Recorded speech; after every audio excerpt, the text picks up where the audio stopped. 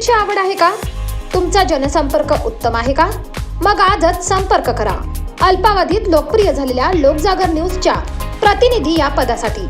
लोकजागर न्यूजला हवेत राज्यभरात तालुका आणि जिल्हा प्रतिनिधी.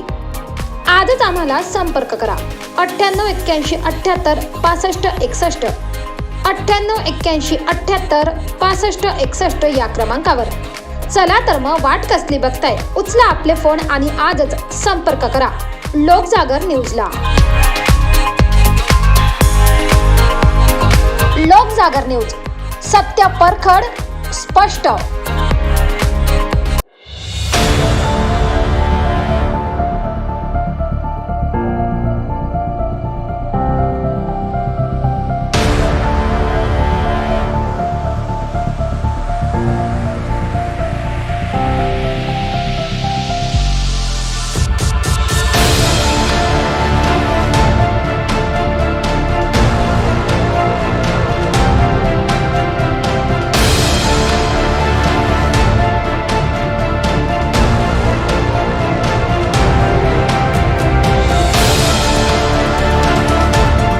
त्र्यंबकेश्वरमध्ये पिण्याच्या पाण्याचा प्रश्न गंभीर असल्याने श्री पंचायती आखाडा नया उदासीन यांनी अहिल्या धरणासाठी जागा सामाजिक हेतू म्हणून उपलब्ध करून दिली. त्याचा कोणताही मोबदला घेतला नाही. शिवाय उरलेली जागा देखील नगर परिषदेने परत केली नाही. त्यामुळे धरणाची नाव आणि भूमाफियांची हाव असा आरोप आखाड्याच्या साधू महंतांनी केला आहे.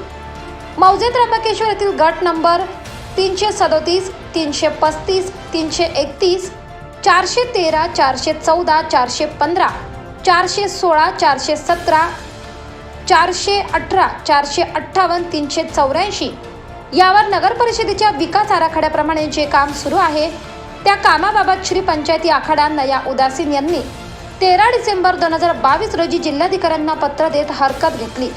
मात्र त्याला उत्तर देण्यास टाळाटाळ करीत नगर परिषदेने आपले काम सुरूच ठेवले. त्यामुळे साधू महंतांना आक्रमक होत हे काम थांबवावे लागले. मात्र त्यांच्या मालकीची जागा असताना देखील नगर परिषद आणि इतर सरकारी खाते भूमाफियांना साथ देत असल्याने साधू महंतांनी संताप व्यक्त केला आहे. त्र्यंबकेश्वर भगवान की जय. मैं मुकामी महंत श्री गोपाल दास, श्री पंचायती खड़ा नया उदासीन, त्र्यंबकेश्वर हेड ऑफिस हरिद्वार, कनखन, उत्तराखंड. ये जैसा कि हमारे पूरे भारतवर्ष में अलग अलग शाखाएं हैं, त्र्यंबकेश्वर में भी, नासिक में भी हमारी शाखा है श्री पंचायती खड़ा नया उदासीन की. ये श्री क्षेत्र त्र्यंबकेश्वर है, धर्मनगरी है. शास्त्रों में, पुराणों में इसका उल्लेख आता है. गौतम ऋषि का तपस्थली है, शिव का स्थान है. और यहाँ गोदावरी और अहिल्या जो कि कुंभ क्षेत्र में बहुत बड़ा क्षेत्र है. अलग अलग देशों से, अलग अलग शहरों से यहाँ साधु संत आते हैं. अखाड़ा, पूरा अखाड़ा परिषद, अखाड़े के संत महात्मा और भी बहुत से संत महात्मा भक्तगण यहाँ पर आकर इस पवित्र नगरी गोदावरी जो नदी है उसमें स्नान करते हैं. अपना कुशावर तीर्थ में फिर शंकर भगवान के दर्शन करते हैं. तो ये बहुत बड़ा क्षेत्र है. और इस क्षेत्र में जो भू माफिया हैं और जो प्रशासन है, नगर पालिका है, ये सब अपना अलग अलग तरीके से और अखाड़े की जगह के ऊपर कब्जा करते हैं. और धीरे धीरे ये कब्जा करके अपनी प्रॉपर्टी बताकर वहाँ पर इनलीगल प्रोसेस से काम चालू करते हैं. तो ऐसा ही एक कार्य इधर श्री पंचायती खड़ा नया उदासीन में चालू है, जो कि अखाड़ा की प्रॉपर्टी है. और यहाँ पर फालके समारोह का काम चालू हो रहा है, वो बन रहा है, जो कि केंद्र सरकार से योजना प्रसारित हो रही है. इसमें आमदार खासदार मिलके और सभी मिली भगत से, नगर पालिका से मिलकर और इनको योजना निधि प्राप्त होती है. और अखाड़ा की जमीनों के ऊपर कब्जा कर ये अपने बनाते हैं. और धीरे धीरे इधर और भी होटल वगैरह, रिजॉर्ट वगैरह खुल रहे हैं, जो कि भविष्य में उचित नहीं है कि ऐसी जगहों पर नहीं होना चाहिए. क्षेत्र में जहाँ पे इको सेंसिटिव जोन है वहाँ पर ये काम नहीं होना चाहिए. बड़े बड़े होटल खोलेंगे, नगर सेवक हैं प्राइवेट, वो इधर अपनी ज़मीनें लेके खोलते हैं. ये नहीं होना चाहिए. तो यहाँ पर जो एक धरण है अहिल्या धरण, वहाँ पर हम अखाड़ा ने, श्री पंचायती अखाड़ा नया उदासीन ने 1970 में मानव कल्याण के लिए ये जगह दी थी धरण के लिए कि यहाँ पे जल ऊपर से जो अहिल्या का आता है वो इसमें स्टोर हो और फिल्ट्रेशन हो और ये गांव के लिए जो पानी इकट्ठा होता है वहाँ पूरे गांव को इसको पानी मिले अब धीरे धीरे वहाँ पर अहिल्या धरण पर नगर पालिका वालों ने एक पुल बनाया है, नगर सेवक वालों ने वहाँ पर कुल देवी काली मंदिर के रास्ता लेने के लिए इन्होंने वहाँ पर होटल रिजॉर्ट बनाएंगे। तो ये समय ये उचित नहीं है, यहाँ पर होटल रिजॉर्ट खोलेंगे, इतने लोग भीड़ होगी, कोई ऐसे लोग भी आते हैं जो अपवित्र होते हैं, भीड़ शराब सब अलग अलग प्रकार से चलते हैं, तो ये सही नहीं है। तो हम चाहते हैं कि ये नहीं होना चाहिए। तो 1970 में ये धरने के लिए जगह दी थी। उसके बाद जो सरकार ने जगह एक्वायर की है अखाड़े की 9.5 एकड़ 10 एकड़ लगभग जगह है, और उसमें से जो जगह बच रही है उसमें नगर पालिका अपना बताती है कि हमारी जगह है, ये उसकी जगह नहीं। हमने उसके लिए उनको बोला है, सब एप्लीकेशन भी दी है, अर्जी भी दी है कि आप अपने कागज़ दिखाओ अगर आपकी जगह है। तो कोई लगभग 6 महीने हो गए हैं, साल, कोई कागज़ नहीं दिया था। 6 महीने बाद इन्होंने कागज़ दिए, और जो इरिगेशन डिपार्टमेंट को जगह दी थी उन्होंने भी इनको परमिशन नहीं दिया है बनाने के लिए, एनओसी वगैरह कुछ भी नहीं दिया इनको, और ये अपनी मनमर्जी से यहाँ फाल के स्मारक बना रहे हैं जो सही नहीं है। और ये हमारी जगह है, 337 नंबर गट नंबर इसका 413 सर्वे नंबर है। डीपी प्लान में इन्होंने अपने अपने सिटी सर्वे नंबर दाखिल कर और अखाड़े की प्रॉपर्टी के ऊपर कब्जा कर रहे हैं सभी लोग। तो ये नहीं होना चाहिए। इसके खिलाफ हमने अर्जी भी दी है, कलेक्टर को भी अर्जी दी है इसमें, और 2015 में कुंभ के बाद भी इसके ऊपर हमने एक्शन लिया, अर्जी दी है नगर पालिका को कि जो भी इसमें आरक्षित हो रहा है, रिजर्वेशन है, वो नहीं होना चाहिए। अखाड़े की प्रॉपर्टी को छोड़कर आप नीचे कुछ भी बनाएं उसमें आप बना सकते हो, पर इसमें जो क्षेत्र है इको सेंसिटिव जोन है, इस ब्रह्मगिरी को सुरक्षित रखा जाए, पर्यावरण को सुरक्षित रखा जाए। क्योंकि अगर पर्यावरण सुरक्षित नहीं है, वहाँ पे गोदावरी सुरक्षित नहीं है, अहिल्या सुरक्षित नहीं है, तो साधु महात्मा कहाँ जाएंगे, कुंभ कहाँ बनाएंगे? क्योंकि पवित्र नगरी है, कुंभ के लिए से इसको जाना जाता है, 12 साल बाद में कुंभ आता है। तो इसलिए मेरा कहने का मतलब ये है कि कोई भी नगर पालिका और प्रशासन, कलेक्टर इसमें सहयोग ना दें इनको। अगर उनसे गलती हुई है तो धीरे धीरे अपनी गलतियों को सुधारें, नहीं तो हम आगे ये अन्याय मांगने के लिए जाएंगे कोर्ट के अंदर, और इसके ऊपर जल्द से जल्द स्टे लेके भी आएंगे।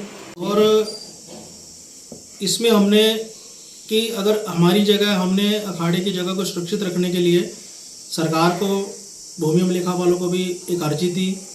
कम से कम दिसंबर में पिछले साल हमने अर्जी दी कि हमारी मौजनी करी जाए, और इसमें जो भी संदेह है प्रशासन को, नगर पालिका को, कि ये जो जिन हमारी है उसमें इनका क्लियर हो जाएगा कि इनकी ज़मीन है कि हमारी ज़मीन है। अगर अब वो इसमें मौजनी भी नहीं कर रहे हैं, 3-4 महीने हो गए हैं, अभी मौजनी का भी डेट आ गया है, पिछले महीने 23 तारीख को था, 3 तारीख को, और फिर उन्होंने बढ़ाकर उसको 17 तारीख किया है। 17 तारीख को भी नहीं अभी मौजनी कर पा रहे हैं ये। तो अभी कैसे होगा? मौजनी इनको करना चाहिए, जितना लेट होगा तो इसमें हो सकता है कि इनका भी कुछ गड़बड़ हो।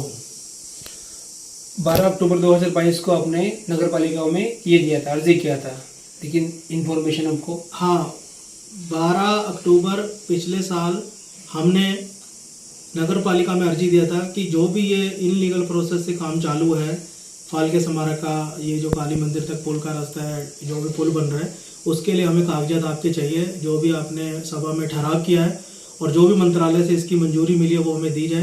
तो इन्होंने कोई भी मंजूरी, कोई भी डॉक्यूमेंट्स हमें नहीं दिया। डॉक्यूमेंट देने में हमें 6 महीना लगा दिया इन्होंने।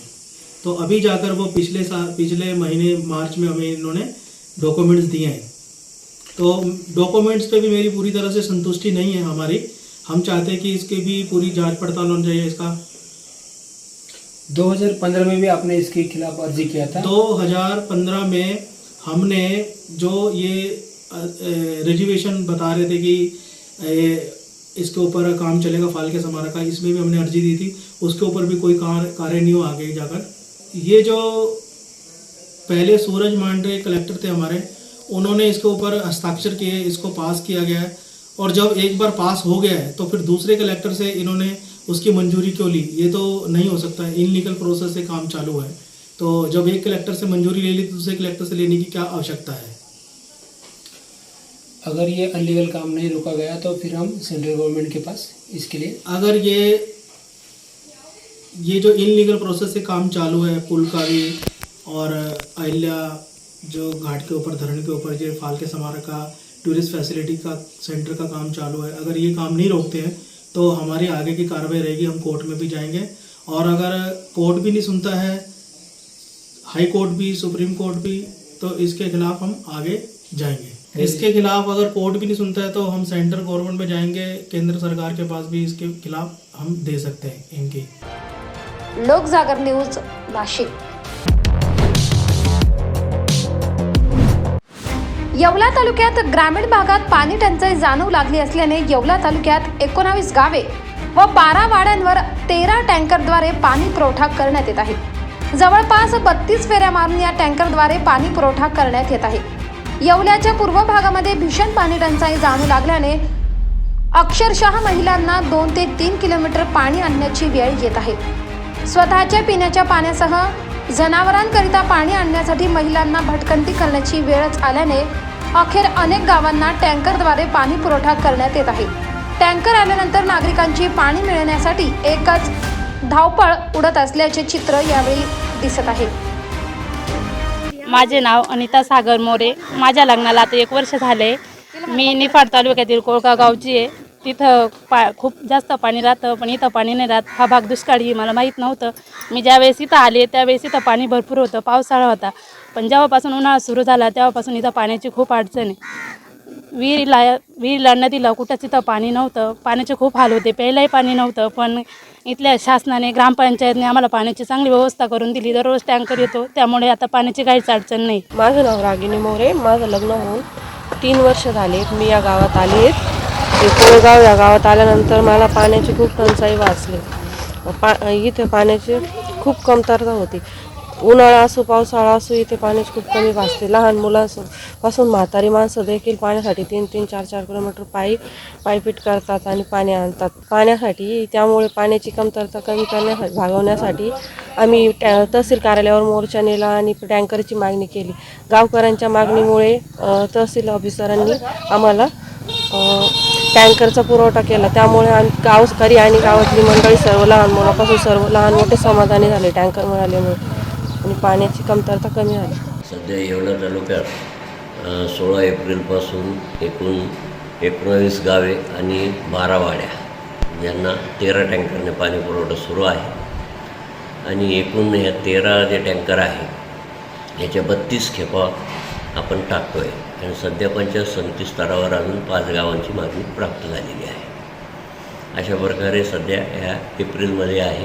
मेमध्ये अजून 10 ते 12 गावं वाढण्याची शक्यता आहे। कारण येवला तालुक्यामध्ये पश्चिम भागामध्ये पाणी टंचाईचा काही प्रॉब्लेम नसतो, परंतु पूर्व भागामध्ये दरवर्षी आपल्याला टँकर्स द्यावं लागतात। लोकजागर न्यूज, नाशिक।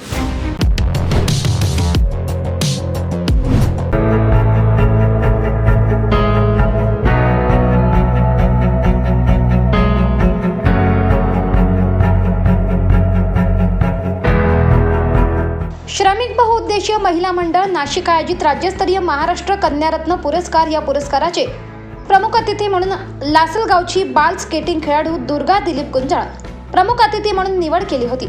श्रमिक बहुउद्देशीय संस्थांच्या संस्थापिका वैशाली सपकाळे व किशोर सपकाळे यांनी निवड केली। सर्वात महत्त्वाचे म्हणजे जय जनार्दन अनाथ व वृद्धाश्रमाच्या संगीता गुंजाळ यांना राज्य महाराष्ट्र कन्यारत्न पुरस्कार हा आपली मुलगी दुर्गा हिच्या हस्ते मिळाला। आणि नाशिक जिल्ह्यात प्रथम आईला पुरस्कार तिची 10 वर्षाच्या मुलीच्या हस्ते मिळाला।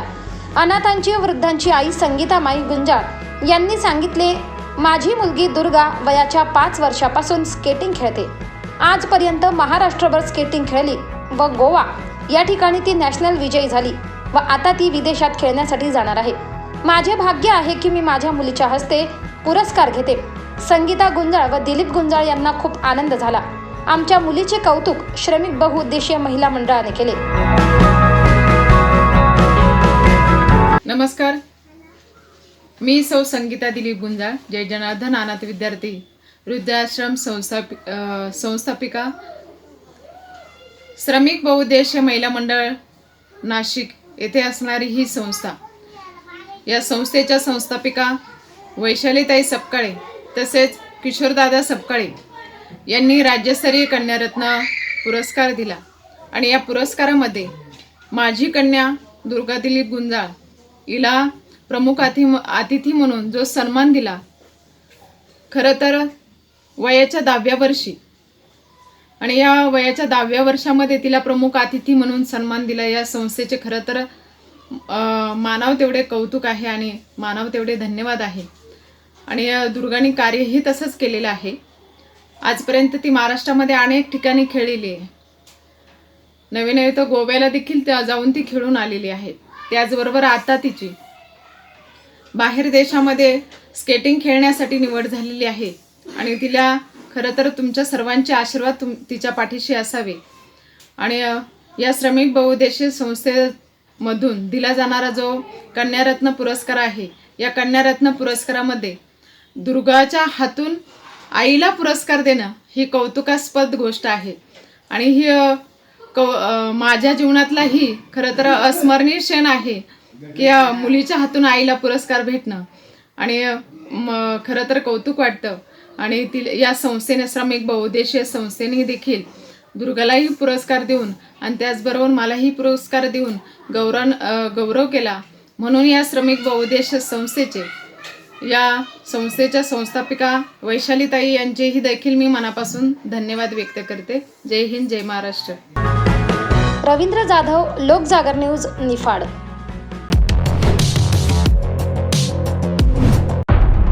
गुन्हे शाखा विभाग युनिट क्रमांक 5च्या पथकाची धडक कारवाई. तामिळनाडू राज्यातून ठाण्याच्या कोपरी परिसरात 1.5 कोटींच्या हस्तिदंतासह 2 आरोपी गुन्हे शाखा विभागाने युनिट क्रमांक 5च्या पथकाच्या जाळ्यात अडकले आहेत. या दोन्ही आरोपींकडून 2 हत्तींचे हस्तिदंत हस्तगत करण्यात आले आहेत. तर या दोन्ही आरोपींना न्यायालयात नेले असता त्यांना 4 दिवसांची पोलीस कोठडी सुनावलेली असल्याची माहिती सूत्रांनी दिली आहे. ठाण्याच्या कोपरी परिसरात हत्तीचे 2 दात एका बॅगमध्ये घेऊन ते विक्री करण्यासाठी येणार असल्याची माहिती गुन्हे अन्वेषण विभागाच्या पथकाला मिळाली होती. दरम्यान या विक्री खरेदी व्यवहाराची माहिती देखील गुन्हे शाखा युनिट क्रमांक 5च्या पथकाला खबऱ्यामार्फत मिळाली होती. ट्रैप किया भूषण सिंधे साहब, उनकी टीम ने जब ट्रैप किया तब उनके पास से जो दैट वाज एक्सपेक्टेड वो यही था जो आपके सामने. वो बाकी मोबाइल था, आधार कार्ड वगैरह था, लेकिन उससे पहले चीज़ ये है हमारे लिए जो अहम चीज़ है, पहले तो हमने हस्तिदंत बरामद किया. उसके बाद जो आरोपी थे वो जैसे हमने दबोचा वो दोनों आ गए हमारे हिरासत में, और जो जानकारी उनसे मिलने वाली है वो ज़्यादा अहम करती है. मतलब ये हमें आगे अभी और जाना है. ज़्यादा अगर पुलिस कस्टडी रिक्वायर होगी तो हम कोर्ट को विनती भी करेंगे और पुलिस कस्टडी लेने के बाद पूछताछ जारी रहेगी. लोकजागर न्यूज, ठाणे.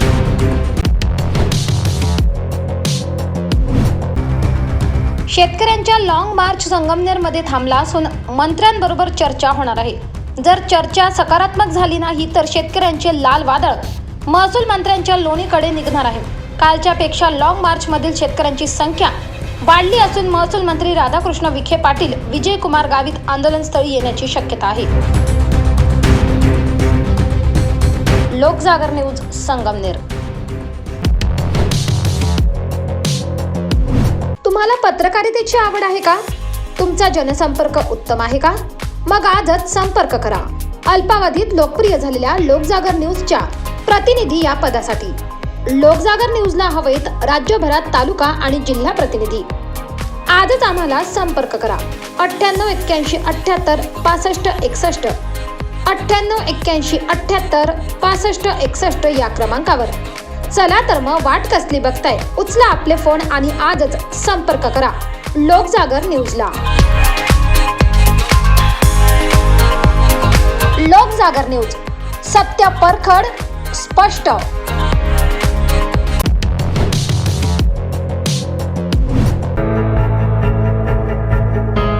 देशामध्ये तृणधान्य पिकविणारे कोणते राज्य असेल तर ते महाराष्ट्र राज्य. त्याला चालना देण्यासाठी महाराष्ट्राचे मुख्यमंत्री एकनाथ शिंदे यांनी निर्धार केला आहे. अनेक वर्षांचा इतिहास पाहिला तर आज आपल्याकडे नैसर्गिक आपत्तीच्या पंचनाम्यापोटी तालुक्याला 227 कोटींचा निधी जो अतिवृष्टीमुळे नुकसान झालेल्या शेतकऱ्यांच्या खात्यावर येणार. काही लोकांना शंका आहे की आता वर्ष संपणार, निधी येणार नाही येणार.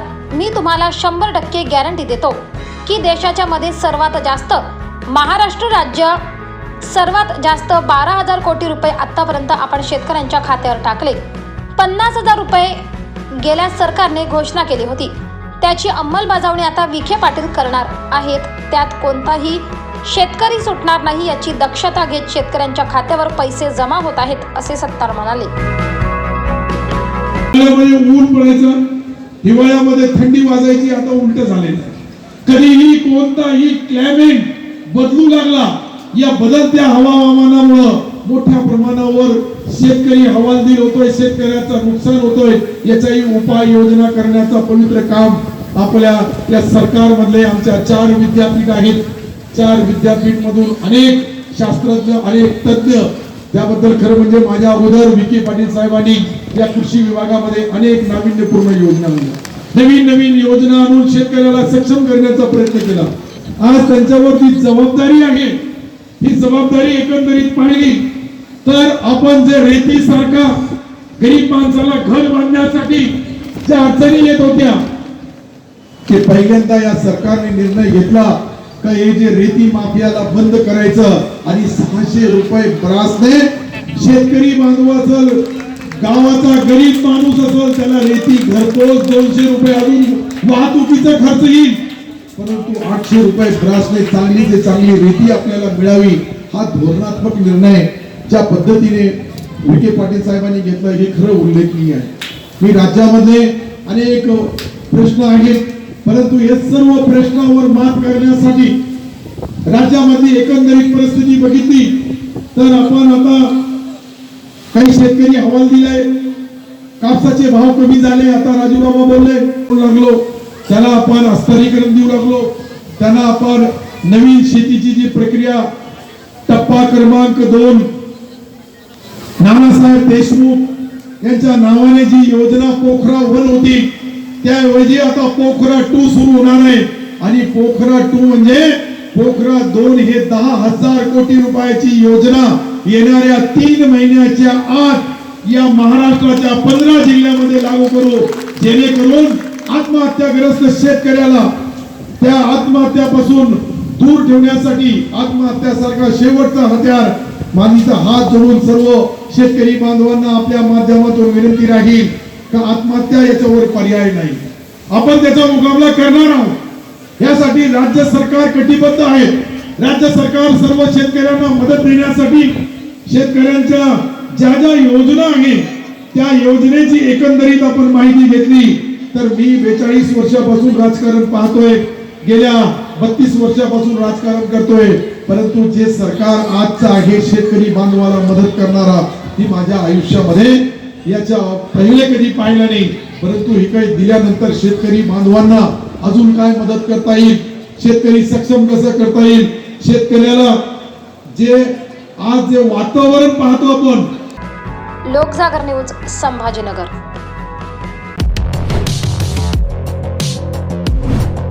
छत्रपती संभाजीनगर सिल्लोड तालुक्यातील शिवना येथे कृषी मंत्री अर्जुन सत्तार यांनी शेतकरी मेळाव्याचे आयोजन केले होते. केंद्र सरकारने विविध योजना गरिबांना दिलेल्या आहेत. इकडे पाकिस्तानमध्ये 250 रुपये किलो पीठ मिळत असून आपल्याकडे केंद्र सरकारने गहू तांदूळ हे फुकटमध्ये वाटप केलेले आहे. यामुळे मोदी सरकार यांच्या नेतृत्वामध्ये हे सरकार वाटचाल करत आहे. देशात गरीब जनतेला केंद्राच्या संपूर्ण योजना मिळाव्या यासाठी प्रयत्न सुरू आहे. शेतकऱ्यांसाठी मोदी सरकार हे 1 रुपया विमा काढणार आहे. याचा फायदा शेतकऱ्यांना होणार आहे. ज्या शेतकऱ्यांनी 15,000 रुपये विमा भरला असेल त्यांना आता 14,999 रुपये विमा भरण्याची गरज नाही. फक्त 1 रुपया शेतकऱ्यांकडून घेतला जाईल व बाकीचे केंद्र सरकार भरणार असे यावेळी शेतकरी मेळाव्यात केंद्रीय रेल्वे मंत्री रावसाहेब दानवे म्हणाले. एक गोष्ट तुम्हाला मी सांगतो, ही तुमच्या व्यवहारातली आहे. एखाद्या नवीन मुलीचं लग्न झालं रे आणि ती जर का सासरला नवीन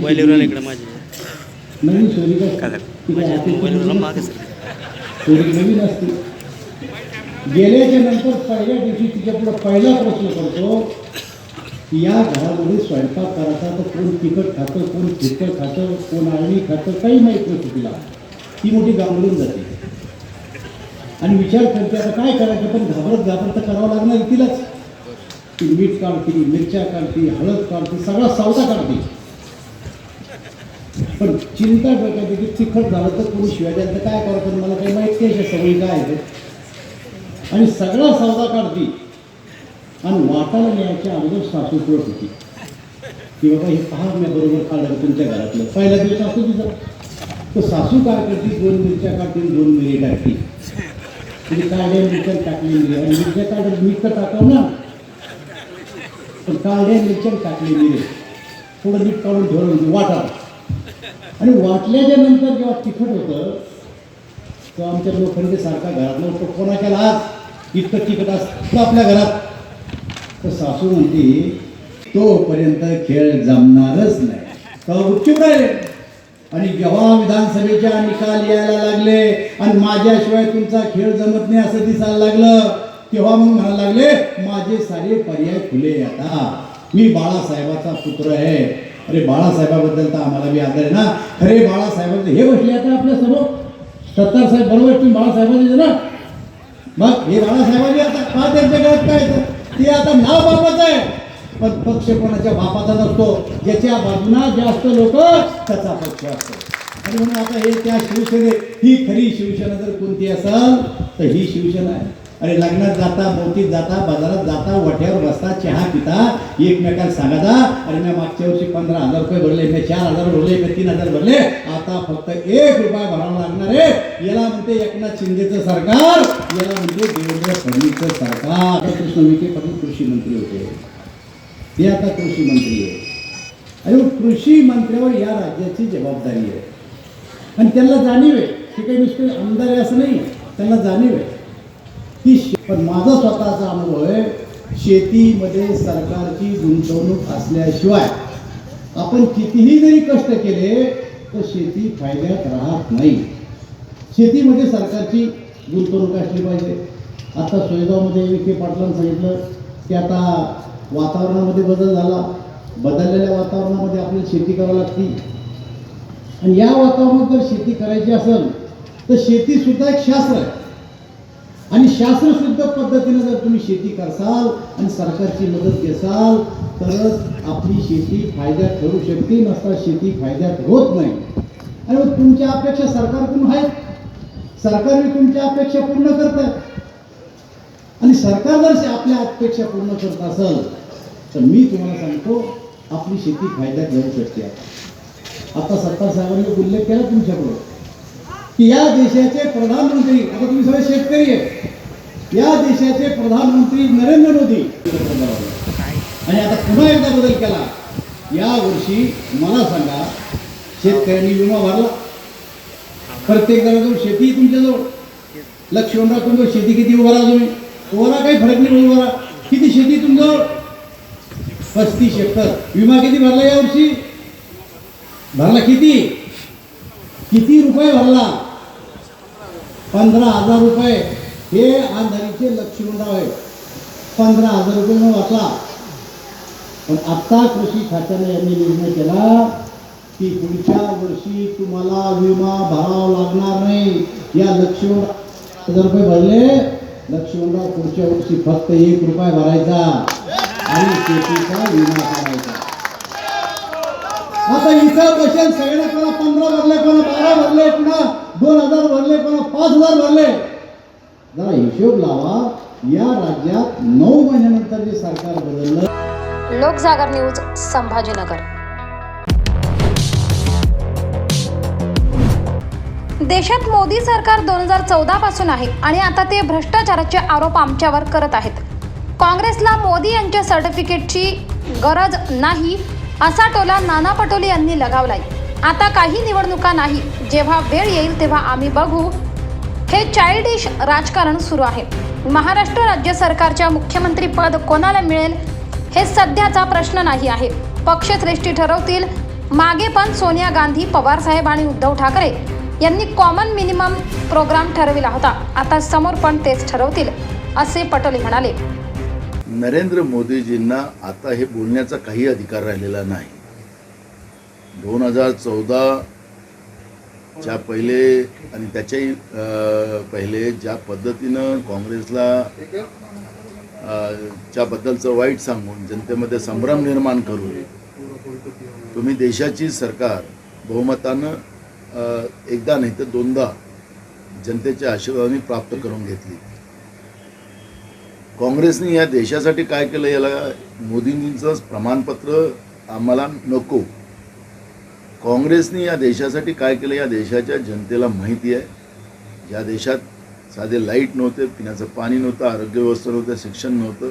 सुईपासून तर रॅकेट हे काँग्रेसने बनवलं. या देशाला महासत्ताक बनवण्याचं काम काँग्रेसने केलं. भ्रष्टाचार केला असता तर ज्या प्रॉपर्ट्या तुम्ही आज मोदीजी विकतात देशातल्या, ज्या सार्वजनिक उपक्रम विकून देश चालवत आहात, हे तुम्हाला विकायला पण राहिलेलं नसतं. आणि म्हणून आता हे तुमचं थोतांड जे काँग्रेसच्या विरोधात सातत्यानं खोटं बोलून जनतेची दिशाभूल करण्याचं काम मोदीजी आपण करतात, ते थांबवलं पाहिजे. तुम्ही 10 वर्षामध्ये या देशासाठी काय केलं ते सांगायची वेळ तुमच्या हातात आहे. आणि आता ही शेवटचा काळ तुमच्या हातात आहे. देशाच्या जनतेला आता तुमचा खरा चेहरा आता कळलेला आहे. तुम्ही ना हिंदूचे आहात, तुम्ही ना मुसलमानाचे आहात, ना या देशाचे आहात. या देश विकून देश चालवणारा देशाचा प्रधानमंत्री पहिल्यांदा या देशाने पाहिलेला आहे. त्याच्यामुळे भ्रष्टाचाराचा आरोप कर्नाटकमध्ये त्यांचेच माजी मुख्यमंत्री जगदीश शेट्टर यांनी ज्या पद्धतीनं काय मुख्यमंत्री पदाचा लिलाव कसा केला जातो, मंत्रिमंडळाचा कसा लिलाव केला जातो, हे त्यांनी सांगितलेलं आहे. त्याचं उत्तर आपण दिलं पाहिजे. मोदीजी, आता तुम्ही काँग्रेसवर आरोप करण्याचा अधिकार तुमचा राहिला नाही. आणि त्याच्यामुळे मोदीजींचे हे आरोप एक फक्त जनतेची दिशाभूल करणारा आहे, थोतांड आहे आणि ते निरर्थक आहे. बघा, काँग्रेसची भूमिका स्पष्ट आहे. आज राज्यामधली जी काही परिस्थिती आहे ती फार भयावह आहे. अवकाळी पावसामुळे मोठ्या प्रमाणात गारीमुळे मोठ्या प्रमाणात शेतकऱ्यांचं गेल्या 2 महिन्यापासून सातत्यानं नुकसान झालेलं आहे. पावसाळ्यासारखी परिस्थिती महाराष्ट्रामध्ये निर्माण झालेली आहे. अतोनात नुकसान, लोकांचा जीव चाललेला आहे. या सगळ्या गोष्टीवर आज लक्ष केंद्रित करण्याचा आणि काँग्रेसची भूमिका जनतेचे प्रश्न घेऊनच आपण पाहिलं असेल की खारघरचा प्रश्न मी मुद्दामून आज अजून काढतो की पुन्हा विदेशात गेलेले मंत्री, सांस्कृतिक मंत्री आज देशात वापस आले आणि त्यांनी पुन्हा अप्पासाहेब धर्माधिकारींनाच दोषी ठरवलेला आहे. ते म्हणाले यांनीच सांगितलं आम्हाला भर दुपारी कार्यक्रम घ्यायला. हे पुन्हा एका धार्मिक संप्रदायाला आणि त्यांच्या संप्रदायाच्या प्रमुख माणसाला कसं बदनाम करायचं हे या भाजपकडून आपल्याला पाहायला मिळते आहे. म्हणजे जो हत्याकांड घडवलेला आहे तो या सरकारला म्हणायचा आहे की अप्पासाहेब धर्माधिकाऱ्यांनी घडवलेला आहे. शासकीय कार्यक्रम होता, मंत्री महोदय, ऊन 42 डिग्री राहणार होती हे तुम्हाला माहीत होतं. मग तुम्ही आपल्यासाठी एअर कंडिशन का बनवलं स्टेज? आपण पंचपक्वान्न खाण्यासाठी आलिशान त्या ठिकाणी जो मंडप ताणलेला होता एअर कंडिशन, मग तिथेही उन्हातच बसायला पाहिजे होतं आपण. त्याचं उत्तर द्यायचं नाही. आणि अप्पासाहेब धर्माधिकारी सारख्या व्यक्तिमत्वावर पुन्हा खोटे आरोप लावून एका हिंदू धार्मिक संप्रदायाला बदनाम करण्याचं पाप बीजेपी करते. आणि म्हणून हे सगळे प्रश्न आमच्या समोर आहे. अर्सूचं आपण पाहतोय की आम्ही परवा पण सांगितलं की त्या ठिकाणी लोकांचं मत तुम्ही समजून घ्या. पण सरकार हुकुमशाह सारखं वागताय, तानाशाह सारखं वागताय. लोकशाहीमध्ये हे अजिबात चालत नाही. पण राज्यातलं बीजेपीचं सरकार आणि केंद्रातलं सरकार हे ज्या पद्धतीनं तानाशाहसारखं वागतं आहे ते राज्याची जनता आता खपवून घेणार नाही. असे अनेक प्रश्न आज आमच्या समोर आहेत. आणि म्हणून काँग्रेसची भूमिका त्याच्यातली स्पष्ट आहे की आम्ही जनतेचे प्रश्न करून लढू. कारण की आता निवडणुका नाही आणि आखरी मुख्यमंत्री कोणाला बनवायचं हे जनता ठरवते. त्याच्यामुळे या चाइल्डिस्ट जे राजकारण आज महाराष्ट्रात चाललेलं आहे याच्यावर आम्हाला कुठलीही प्रतिक्रिया द्यायची नाही. काँग्रेसचा प्लॅन बी काय असणार आहे या सगळ्याचा? आमच्याजवळ सगळे प्लॅन आहेत. आमच्याजवळ महाराष्ट्राच्या ज्याच्याजवळ जनतेचा आशीर्वाद असतो त्याच्याजवळ सगळं प्लॅन असतं. महाराष्ट्राच्या जनतेचा आशीर्वाद आमच्या सोबत आहे आणि त्याच्यामुळे आमच्याजवळ सगळे प्लॅन आहेत. जनतेचे प्रश्न घेऊन जो लढेल त्याच्यासोबत जनता राहते आणि त्या पद्धतीचा कोल आज महाराष्ट्रामध्ये आहे. त्याच्यामुळे आम्हाला जनतेचे प्रश्न घेऊन लढायचं आहे. त्याच्यामुळे आमचा बी काय प्लॅन आहे आणि आमचा सी काय प्लॅन ते आत्ता सांगायची गरज नाही. ज्यावेळी निवडणूक होईल त्यावेळेस आम्ही सांगू. कुठली चर्चा आज नाही आहे. ज्यावेळेस एका विपरीत परिस्थितीमध्ये जेव्हा महाविकास आघाडी निर्माण झाली, पहाटेचं सरकार पडल्यानंतर 72 तासानंतर जो काही घडामोडी झाल्या त्याच्या वेळेस आम्ही काही सरकार बनवायच्या पुढं आलेलं नाही. उद्धवजी असतील या शरद पवारजी असतील ते सोनियाजींकडे गेलेत आणि लोकजागर न्यूज नागपूर. गोरगरीब जनतेला घर बांधण्यासाठी आम्ही शासनाकडून 600 रुपयात वाळू उपलब्ध करून देत आहोत. हा आमचा पहिलाच प्रयोग आहे. वाळूचे डेपो उघडणार आहोत. त्या ठिकाणाहून 600 रुपयाला वाळू मिळणार आहे. 2005 रुपयाची काळा बाजारातून वाळू घेण्यापेक्षा जनता येथून वाळू घेईल आणि ज्या कामासाठी वाळू पाहिजे त्यासाठी बांधकामाची परवानगी लागते. त्यामुळे वाळूही घरपोच मिळणार आहे असे राधाकृष्ण विखे पाटील म्हणाले. हा पहिला प्रयोग केलेला आहे. यामध्ये हळूहळू यामध्ये सुधारणा होईलच आणि वाळूचा काळा बाजार थांबेल. वाळू तस्करीमुळे गुन्हेगारी वाढली, अवैध धंदे वाढले, यामुळे हा निर्णय घेतल्याचे विखे पाटील म्हणाले. हे मान्य करतो मी. आता जी नवीन टेक्नॉलॉजी रोव्हरची आली, एका रोव्हरची किंमत 20 लाख रुपये झाली. आता हे रोव्हर्स वापरले जात नाही. आता आपण जवळजवळ 1600 रोव्हर्स घेतले. 1600 मोजूदार आपल्याकडे आहे. त्यांना रोव्हर्स मिळतील. पूर्वी एक दिवस शेत मोजायला लागायचा, 2-2 दिवस चालायची मोजणी. आता सगळं शेत मोजायला किमान 1 तास लागेल त्या रोव्हरच्या सहाय्याने. आपण काही खाजगी कंपन्यांनाही काम देतो याकडे लवकर पूर्ण होण्यासाठी. कारण ज्या गतीने सध्याची मोजणी होते ती 1 वर्ष 2-2 वर्ष होणार नाही. भ्रष्टाचार होतो. बऱ्याच वेळा मोजणीच्या करताना काही चतुर्सीमा बदलल्या जातात आपण जे म्हणतात. त्यामुळे गुन्हे त्यातसुद्धा मग बऱ्याच ठिकाणी कुटुंबामध्ये भांडणं आणि आज कुटुंब दावे चालू आहे आमच्याकडे. सरकारकडे दावे सुरू आहेत, कोर्टात दावे सुरू आहेत. आम्ही त्याचा जेव्हा आढावा घेतला 70% दावे फक्त या जमिनीच्या मोजणीच्या प्रश्नात सुरू आहेत. मला वाटतं एक पुढच्या 6 महिन्यामध्ये या सगळ्या आम्ही खाजगी कंपन्यांचा अंतर्भाव करून रोव्हर्सचा वापर जर केला तर 0 पेंडन्सीमध्ये पर्यंत आणण्याचा आमचा प्रयत्न. लोकजागर न्यूज संभाजीनगर. यवतमाळ जिल्ह्यात भर उन्हाळ्यात कोसळत असलेल्या अवकाळी पावसाने चांगलीच दाणादाण उडवली आहे. रात्री प्रचंड वेगाने वाहणाऱ्या सोसाट्याच्या वाऱ्यासह विजांच्या कडकडाटात बरसलेल्या पावसामुळे ठिकठिकाणी मोठमोठाली वृक्ष उन्मळून पडली. यात वणी यवतमाळ राज्य मार्गावरील अनेक वृक्ष रस्त्यावर आडवी झाल्याने जड वाहतूक करणारी मोठी वाहने व एसटी बसेस अडकून पडले आहेत. शेकडो वाहने या मार्गावर अडकली असून वाहनांच्या लांबच लांब रांगा लागल्या आहेत. लोकजागर न्यूज यवतमाळ. मागील वर्षी हत्तीच्या कडपानी गोंदिया जिल्ह्यातील अर्जुनी मोरगाव तालुक्यात मोठ्या प्रमाणावर धान पिकाची हानी करीत अनेक ठिकाणी जीवितहानी सुद्धा केली होती. त्यानंतर हा कळप माघारी फिरला होता. मात्र हा कळप आता पुन्हा अर्जुनी मोरगाव तालुक्यातील भास बोडन जंगलात आढळला असून या हत्तीच्या कळपामध्ये 20 ते 25 हत्ती असून हा अर्जुनी मोरगावच्या जंगलाच्या दिशेने सायंकाळच्या सुमारास राणीडोह जंगलात दिसून आले. अर्जुनी मोरगाव जंगल परिसरात या हत्तीच्या कळपाचं वास्तव्य राहिल्यास पुन्हा मोठ्या प्रमाणावर धान पिकाच्या शेतीचे नुकसान आणि जीवितहानी होण्याची शक्यता नाकारता येत नाही. लोकजागर न्यूज गोंदिया. तुम्हाला पत्रकारितेची आवड आहे का? तुमचा जनसंपर्क उत्तम आहे का? मग आजच संपर्क करा अल्पावधीत लोकप्रिय झालेल्या लोकजागर न्यूजच्या प्रतिनिधी या पदासाठी. लोकजागर न्यूजला हवेत राज्यभरात तालुका आणि जिल्हा प्रतिनिधी. आजच आम्हाला संपर्क करा. 98 81 78 65 61 98 81 78 65 61 या क्रमांकावर. चला तर मग वाट कसली बघताय, उचला आपले फोन आणि आजच संपर्क करा लोकजागर न्यूजला. लोकजागर न्यूज, सत्य परखड, स्पष्ट.